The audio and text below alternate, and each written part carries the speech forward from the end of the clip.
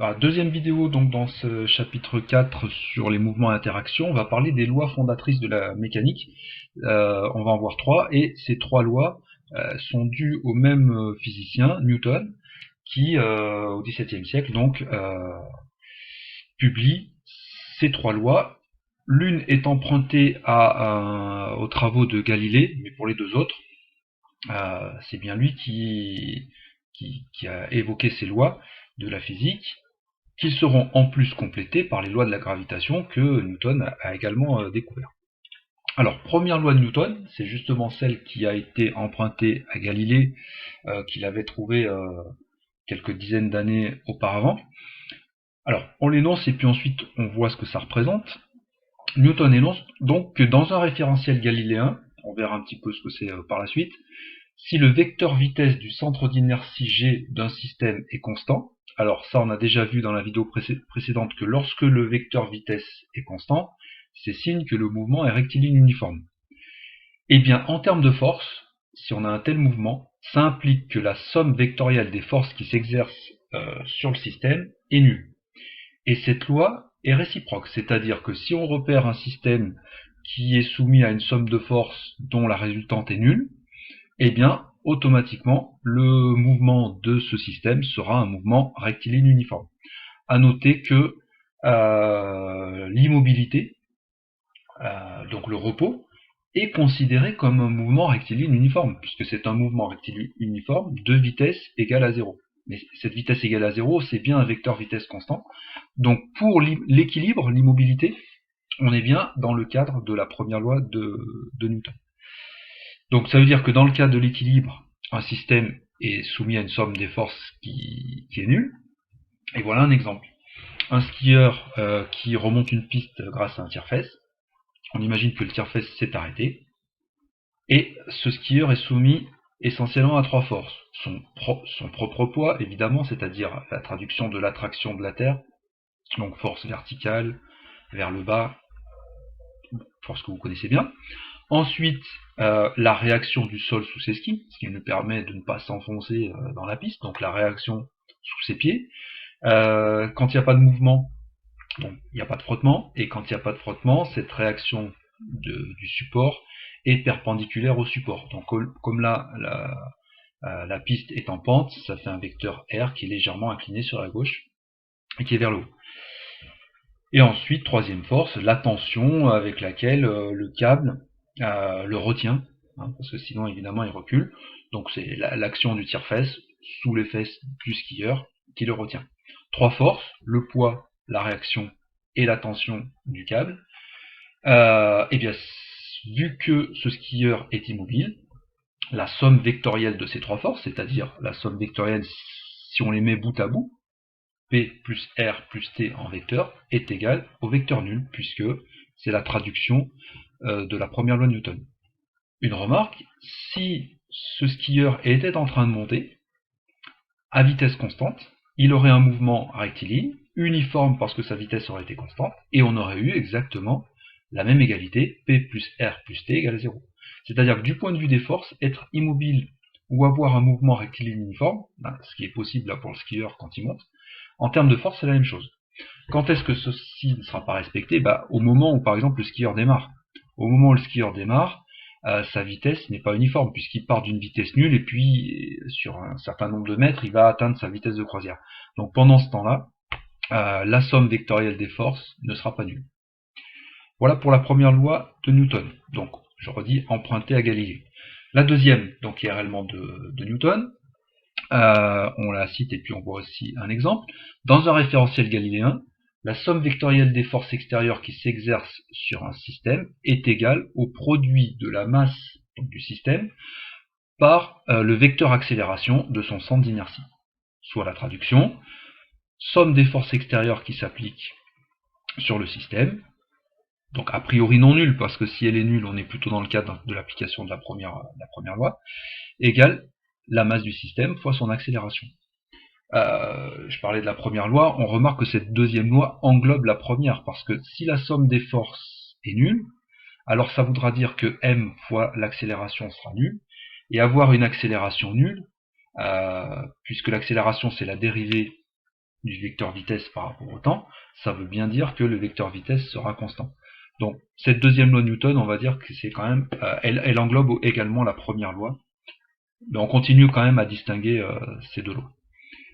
Un exemple d'application, une fusée au décollage par exemple. Pour que la fusée décolle, il faut qu'elle soit propulsée vers le haut. Il faut donc que la force, en tout cas au démarrage, que la force qui s'exerce vers le haut soit supérieure à la force qui s'exerce vers le bas. La force qui s'exerce vers le bas, c'est le poids de la fusée, et la force qui s'exerce vers le haut, ça va être la poussée des réacteurs. Si on a donc une force de poussée qui est plus grande que le poids, eh bien on est dans le cadre où la somme des forces n'est pas nulle, puisqu'il y a la poussée qui l'emporte sur le poids. La résultante des forces, donc P plus F, attention, P plus F en vecteur, qui, quand on va faire l'application scalaire, c'est-à-dire avec des valeurs, va se traduire en soustraction, puisque si on prend un axe OZ vers le haut, la projection du vecteur F sur cet axe Z sera positif, puisque F est vers le haut. Par contre, la projection du vecteur P sur l'axe Z sera négative. En tout cas, donc la résultante de ces forces est égale à la masse de la fusée fois son accélération, ce qui permet par exemple de calculer l'accélération de la fusée si on connaît la force de poussée, son poids et sa masse. Je reviens donc sur les deux lois qu'on vient d'énoncer, donc la première et la deuxième, elles commencent toutes les deux par dans un référentiel galiléen. Alors, on va un tout petit peu préciser ce que c'est que ce référentiel galiléen. C'est un référentiel dans lequel ces lois sont valables. Et pour que ces lois soient valables, on va dire qu'il faut avoir un référentiel qui ne bouge pas trop par rapport au mouvement. Ou s'il bouge, le seul type de mouvement acceptable pour que le référentiel soit galiléen, c'est le mouvement rectiligne uniforme. Donc je prends un exemple, l'exemple du skieur. Est-ce que la Terre, le référentiel terrestre, c'est-à-dire un observateur qui serait lui aussi sur le bord de la piste, est bien placé par rapport au mouvement qui est étudié? Oui, parce que on va considérer que ce point de vue est un point de vue qui ne bouge pas trop par rapport à l'expérience, donc à l'observation qui est faite. Pour autant, on sait qu'il bouge un peu, puisque la Terre tourne sur elle-même, c'est-à-dire que cet observateur terrestre n'est pas complètement immobile, c'est-à-dire que ce référentiel terrestre n'est pas strictement galiléen.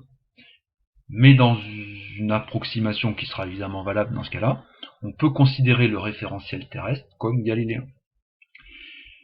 Dans le cas de la fusée qui décolle, pareil, un observateur qui serait sur Terre va pouvoir observer ce mouvement. On pourra considérer que cet observateur, pendant le temps d'expérience ou d'observation, est fixe. Donc cet observateur représentera bien un référentiel galiléen.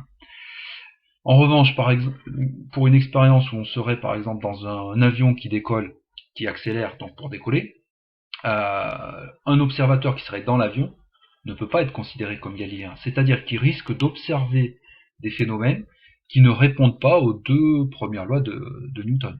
Je prends un exemple, si vous êtes dans un avion qui décolle, justement, si vous avez suspendu au plafond de l'avion un pendule, eh bien ce pendule, au moment de l'accélération de l'avion, va s'incliner vers l'arrière. Et ça, il n'y a aucune loi de Newton qui va le prévoir, tout simplement parce qu'on ne sera pas dans un référentiel galiléen. En revanche, un observateur qui serait à l'extérieur de l'avion, lui, il va comprendre pourquoi le pendule s'incline vers l'arrière, parce qu'il sera un référentiel galiléen. Voilà, dernière loi de Newton. Donc elle n'a rien à voir avec les référentiels galiléens, elle commence pas comme les deux autres. C'est le principe des actions réciproques, à savoir que si deux systèmes sont en interaction, A et B, ces deux systèmes exercent l'un sur l'autre des forces mutuelles qui sont parfaitement opposées. Alors, donc ça se traduit par la formule F de A sur B égale moins F de B sur A, et je prends n'importe quel exemple pour lequel c'est valable. Deux personnes qui tirent sur une corde à chaque extrémité exercent la même force. Pour le comprendre, c'est tout simple, hein. Si on s'imagine que F2 soit plus grand que F1, ça veut dire que la corde devrait s'étirer, et c'est pas possible avec une corde. Ça le serait peut-être avec un élastique, mais en tout cas avec la corde, c'est pas possible. Quelqu'un qui s'appuie sur le mur, donc quelqu'un qui exerce une force sur un mur, en fait voit le mur lui rendre sa force, c'est ce qui permet à la personne ici de tenir un peu en situation de déséquilibre. C'est cette force du mur sur la main de la personne. Et puis, dernier schéma qui est le même mais sur la partie droite. On sait que la Terre attire la Lune, hein, c'est ce qui permet à la Lune de ne pas s'échapper dans sa révolution autour de la Terre. Et bien la Lune attire également la Terre. Ce sont deux forces mutuelles. Pourquoi c'est la Lune qui tourne autour de la Terre? Parce qu'elle est plus légère. S'il y avait équilibre des masses entre Terre et Lune, on aurait un système qui serait plus dynamique avec Terre et Lune qui se tourneraient autour mutuellement. Voilà, 3 lois de Newton qu'on va utiliser dans des exercices, dans des situations variées, notamment et surtout là en terminale, la deuxième loi de Newton.